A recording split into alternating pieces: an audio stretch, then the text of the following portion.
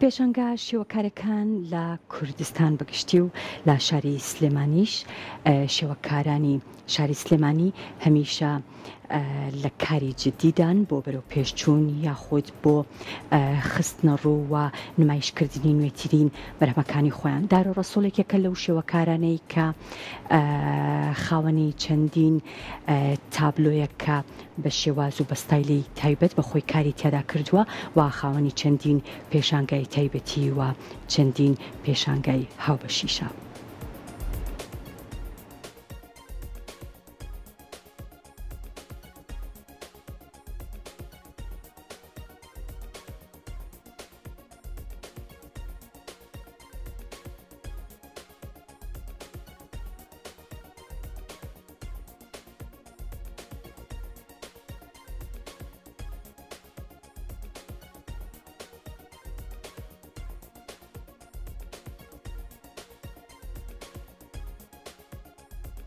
هێڵکاری دیارە میدیەمێکی تایبەتی خۆیەتی وەک بە پێچەوانەوە کە هەنێک کە سواتێگا هێڵکاری لە خزمەتی بەشەکانی تری هونەرە وەکو نیگارکەشان یا پەیکەر یا سیرامێک بە پێچەوانەوە هێڵکاری لەوەتی هەبووە و لە دنیاشە کۆمەڵی هونەرمەندی زۆر تەنها بە و میدیەم و بۆ و تەکنیکە ئیشەکەن.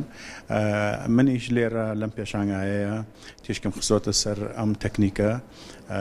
کارەکان 15 کاری هونەرین، یەک کاری چاپی تایە لیتۆگرافیە، وەکوتر هەمویان هێڵکارین و بە قەڵەمی لەسەر تەختە و هەنێکیان لەسەر کاغەز ئەنجام دراون.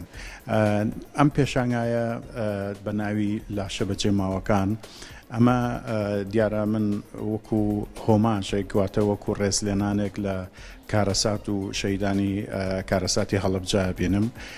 من زۆر مەبەستمە کە ئەم جۆرە کارەساتانێک کە بەسەر گەلی کورتاتەوە لە ڕێگای لە زۆر بواری کایەکانی تری کۆمەلگایە باز بکرێتە و دووبارە بکرێنەوە بۆی لە بیر نەچنەوە بۆی نەوەی نوێ بتوانێت مێژۆکەی خۆی بزانێت کە ئێمە بە چه قۆناغێکا گەشتنێتە ئەمەی کە ئێستاتیایین.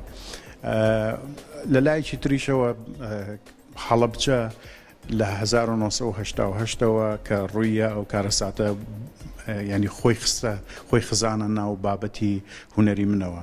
یەکێ لە بابەتە سەرەکیەکان کە بە بەردەوامی ئیشی لەسەرەکەم بابەتی هەڵەبجە و ئەنفالە.